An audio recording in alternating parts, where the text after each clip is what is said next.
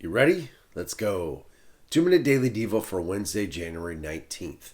I'm in the Contemporary English Version today, and our verse of the day comes from the book of Psalms, chapter 19, verse 14. Here's what it says. Let my words and my thoughts be pleasing to you, Lord, because you are my mighty rock and my protector.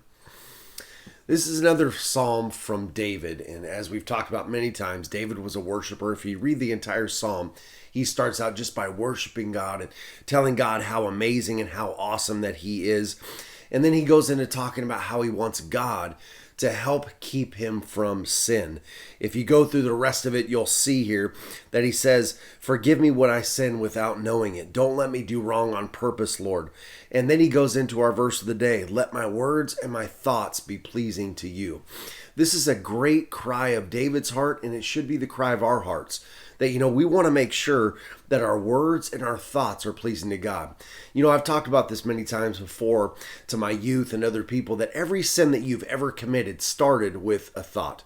You don't just all of a sudden just start sinning and you're like, whoa, where did that come from? No, every sin that we've ever committed started with one thought. It started with a thought, and then you kept thinking about it and kept thinking about it and decided, finally I'm going to do that. We want to make sure as followers of Jesus Christ that our thoughts are pleasing to God.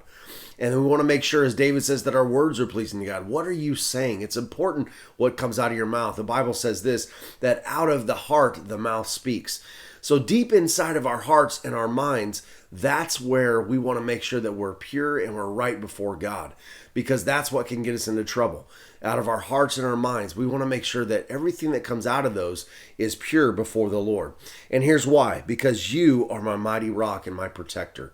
We know that God is the rock of our lives, the one thing, constant thing that we can run to in the middle of this world that's crazy is God. He is that rock that we can run to.